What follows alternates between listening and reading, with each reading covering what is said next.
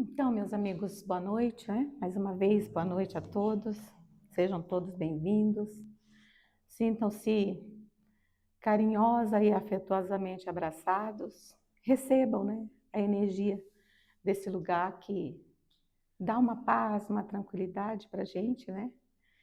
E esse ambiente tão acolhedor, com a espiritualidade amiga que prepara para nós esse lenitivo, esse momento de tranquilidade e paz. Nós esquecemos os nossos problemas do dia a dia, né? Corriqueiros, e nos dedicamos aqui nesses 30, 60 minutos a nos conectarmos com a espiritualidade. Nós precisamos disso, uma vez que somos espíritos, né? Vivendo a experiência da carne. Então, nosso tema hoje, dando uma continuidade do assunto da semana passada, que foi muito bom, na pergunta de quem é minha mãe, quem são meus irmãos, também explicado e trazido para a gente pelo nosso irmão Vladimir. Hoje parece uma continuidade, porque nós vamos falar do parentesco corporal e do parentesco espiritual, né? Parentesco corporal e espiritual do núcleo que conhecemos como família, né? Esse núcleo que é a célula primária, a célula fundamental da sociedade, né? E que não se reúne por acaso nas reencarnações. As nossas famílias não estão reunidas por acaso nesta encarnação, né? Para isso, eu trouxe aqui uma meditação que eu achei importante para a gente pensar, como um cerne para vocês levarem para casa. Disse Emmanuel: o lar é o santuário em que a bondade de Deus te situa, dentro do qual, dentro do lar, nos fios da consanguinidade, recebes o teu primeiro mandato do serviço cristão. Então, eu achei essa frase maravilhosa. O lar é o santuário em que a bondade de Deus te situa, dentro dele, nos fios da consanguinidade, recebes o teu primeiro mandato de serviço cristão. Então, vamos pensar nessa meditação que Emmanuel nos deixou. Agora eu vou fazer a leitura da base do nossa conversa de hoje, lá no Evangelho segundo o Espiritismo, capítulo 14, o item 8, que diz assim: os laços de sangue não estabelecem necessariamente os laços entre os espíritos. O corpo procede do corpo, mas o espírito não procede do espírito, porque o espírito existia antes da formação do corpo. Não é o pai quem cria o espírito de seu filho. Ele só lhe fornece um envoltório corporal, mas deve ajudar em seu desenvolvimento intelectual e moral para fazê-lo progredir. Os espíritos que encarnam numa mesma família, sobretudo como parentes próximos, muito frequentemente são espíritos simpáticos, unidos por relações anteriores, que se traduzem em sua afeição durante a vida terrestre. Mas pode também acontecer que esses espíritos sejam completamente estranhos uns aos outros, divididos por antipatias igualmente anteriores, que também se traduzem em seu antagonismo na Terra, servindo-lhes de provação. Os verdadeiros laços de família não são, pois, os de consanguinidade, mas os de simpatia e comunhão de pensamento que unem os espíritos antes, durante e depois de sua encarnação. Do que se segue que dois seres nascidos de pais diferentes podem ser mais irmãos pelo espírito que se fossem pelo sangue. Podem atrair-se, procurar-se, comprazer-se juntos, enquanto dois irmãos consanguíneos podem repelir-se, assim como se vê todos os dias. Problema moral que só o Espiritismo poderia resolver pela pluralidade das existências, a lei da reencarnação. Há, portanto, dois tipos de família: as famílias pelos laços espirituais e as famílias pelos laços corporais. As primeiras, as espirituais, são duráveis, fortalecem-se pela depuração e se perpetuam no mundo dos espíritos, através de diversas migrações da alma. As segundas, as corporais, frágeis como a matéria, extinguem-se com o tempo e muitas vezes dissolvem-se moralmente já na vida atual. Foi isso que Jesus quis que se compreendesse, dizendo aos discípulos: eis minha mãe e meus irmãos, isto é, minha família pelos laços do Espírito. Pois quem fizer a vontade de meu Pai que está nos céus é meu irmão, minha irmã e minha mãe. Então, olha só como a leitura é altamente explicável por si só, quando a gente lê. Mas Allan Kardec, quando analisou a passagem de Marcos, do Evangelho de Marcos, onde Jesus se encontrava reunido com uma multidão no tabernáculo e seus irmãos e sua mãe foram procurá-lo, Allan Kardec nos lembra, como disse o Evangelho, que certas palavras, certas frases de Jesus parecem contraditórias, parecem contrárias até aos seus próprios ensinamentos. Por quê? Porque, como diz a passagem do Evangelho de Marcos, quando Jesus foi avisado que a sua mãe e seus irmãos estavam lá fora, na nossa visão, Jesus deveria priorizá-los, porque estava se falando da família consanguínea, não é isso?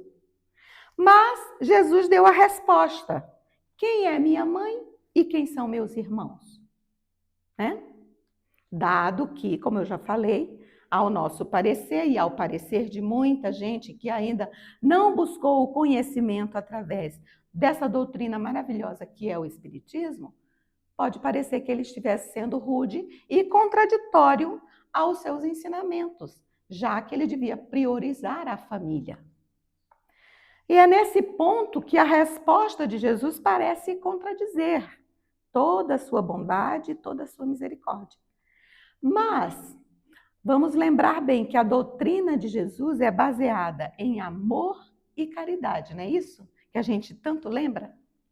Então, é necessário que a gente analisemos as palavras de Jesus, as pronúncias de Jesus, os enunciados dele, dentro desse contexto do amor e da caridade, né? Porque Jesus, ele coloca a sua missão em primeiro plano, acima de qualquer coisa.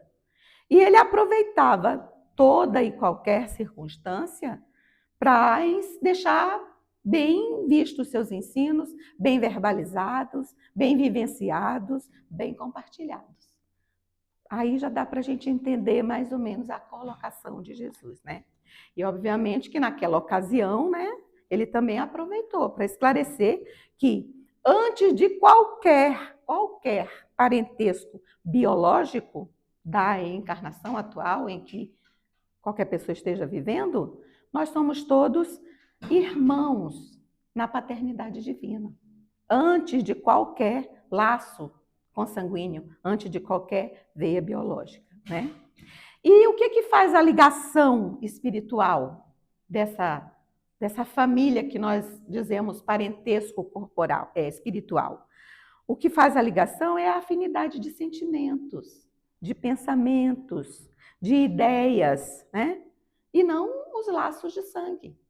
Porque vamos considerar que a gente, eu acho que quem aqui já não vivenciou, já não soube, já não prestou atenção, que muitas vezes alguns irmãos de sangue brigam mais, são inimigos, haja vista a história que conta Caim e Abel, né? E tem uma outra frase muito popular, que eu não sei quem escreveu, não me liguei nisso, mas dizem que um amigo é mais que um irmão, né?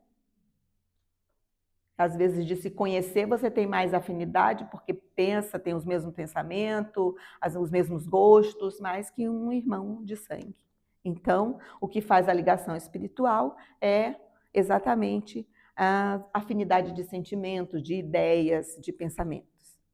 Então, dessa maneira, como eu estou falando, é importante a gente destacar que o espiritismo, ele torna bem compreensível, a doutrina espírita, ela torna bem compreensível essa diferença entre o parentesco corporal e o parentesco espiritual. Por quê? Porque nós temos a bondade divina que deixou para a gente a lei das reencarnações. Essa lei bendita, né? Através da qual as famílias consanguíneas, elas se juntam na experiência, mas vão se desfazendo, sendo englobadas e inseridas no todo da família espiritual. E essa família espiritual, ela vai crescendo cada vez mais, constituída de quem e por quem? Pelas pessoas que aprenderam a se amar depois da experiência terrena.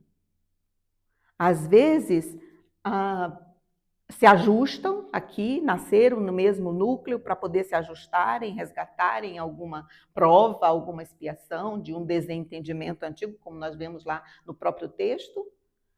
Se afastam na própria vida atual, como disse o próprio texto de Allan Kardec, ou se unem mais ainda para continuarem essa ligação no plano espiritual, que é onde é a nossa verdadeira casa, né?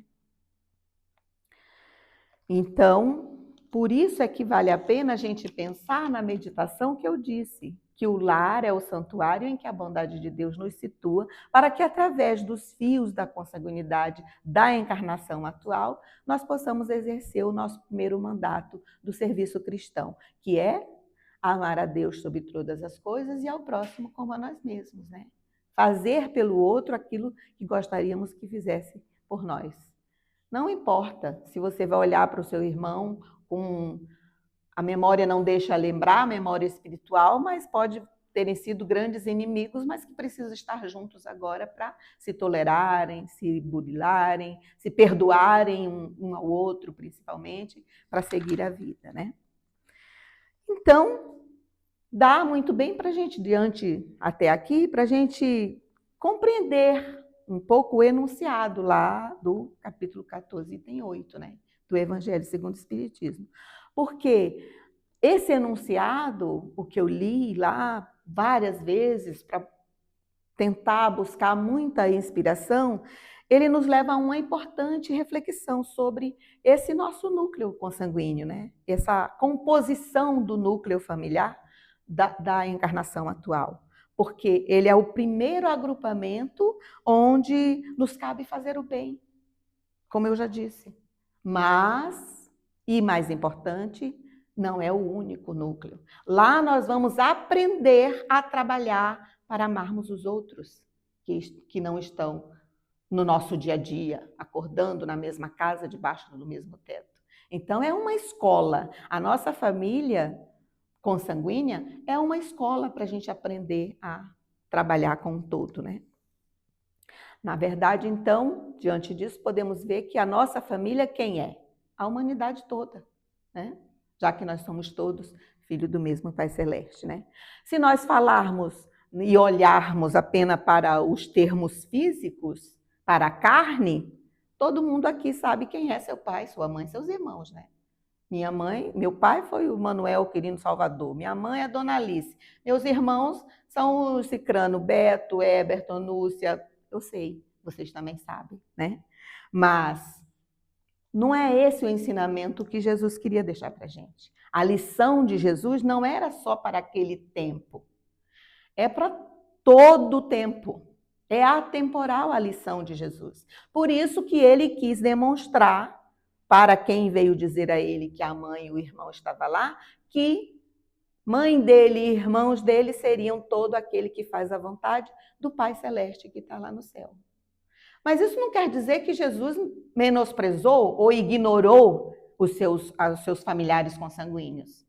Não é isso que a história registra. A gente não sabe nem direito quem era irmão de Maria, filho de Maria e José, apesar que vários trechos do Evangelho cita quem eram os irmãos de Jesus, filhos quando se referiam a ele. Não é filho do carpinteiro? Irmão de Tiago? Tem umas passagens que diz isso, mas a gente não sabe exatamente como, né?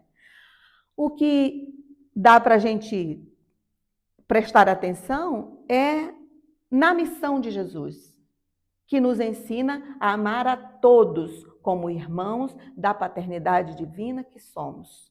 Que através de Deus, a causa primária de todas as coisas, nós estamos aqui para observar esse universo maravilhoso que nos traz pessoas de todas as raças e cores e credos e que nós devemos conviver humanamente com eles, caridosamente com eles, fraternalmente com eles. Como nós fazemos aqui, né, nas nossas reuniões, nessa casa bendita.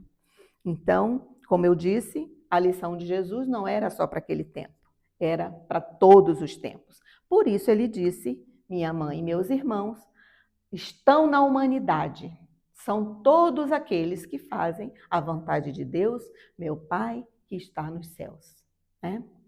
Então, hoje é um assunto que parece curto, mas que nos dá bastante conteúdo para a gente questionar. E não, porque o que é que nós vamos questionar diante de tão bela explicação interpretada por Allan Kardec e também lá nos evangelhos? Não dá para a gente questionar, só dá para a gente tentar compreender, não esquecer e tentar vivenciar.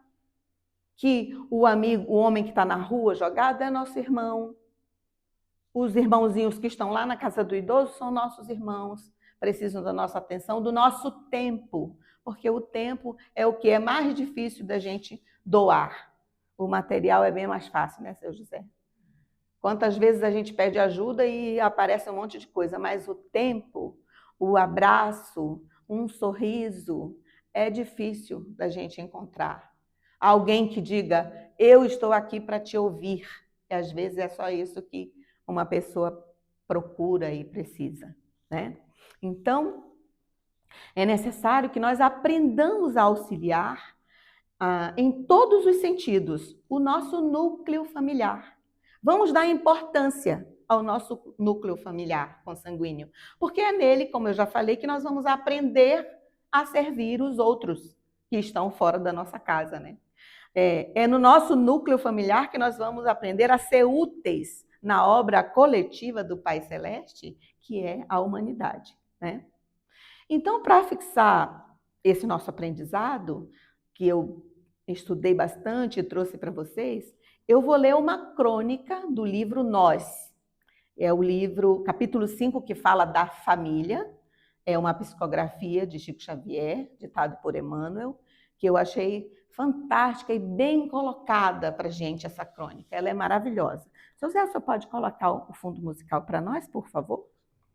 Que aí eu vou ler devagar, dando entonação nas colocações, porque eu achei uma crônica belíssima para a gente pensar na importância do nosso parentesco espiritual, vivendo o parentesco corporal. Tão necessário para que nós aprendamos a ser úteis dentro da nossa casa e fora da nossa casa. Então diz assim: a família consanguínea é lavoura de luz da alma, dentro da qual triunfam somente aqueles que se enriquecem de paciência e boa vontade. De quando a quando, o amor nos congrega em pleno campo da vida, regenerando em nós a sementeira do destino.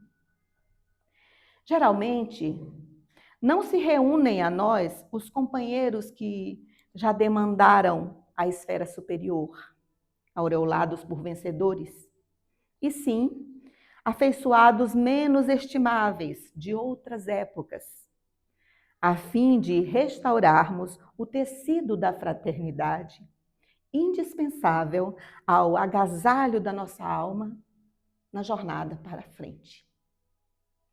Muitas vezes, na condição de pais e filhos, cônjuges ou parentes.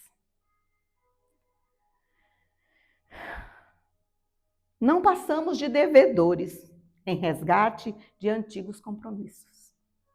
Muitas vezes, na condição de pais e filhos, cônjuges ou parentes, não passamos de devedores em resgate de antigos compromissos. Se for pai, não abandones teus filhos aos processos evolutivos da natureza animal. Qual se fora menos digno de atenção do que a hortaliça da tua casa, do que a hortaliça que você cultiva? Os filhos são comparáveis a tratos da terra espiritual, que devolverás invariavelmente à espiritualidade na pauta da sementeira que lhes ofertes. Se for filho, não despreze teus pais, relegando-os ao esquecimento e subestimando os corações quando te pareçam em desacordo com os teus ideais de elevação e nobreza. Porque também um dia precisarás da alheia compreensão para que se te aperfeiçoe na individualidade a região agora menos burilada e menos atendida. O companheiro mais idoso, em toda parte, é o espelho do teu próprio futuro.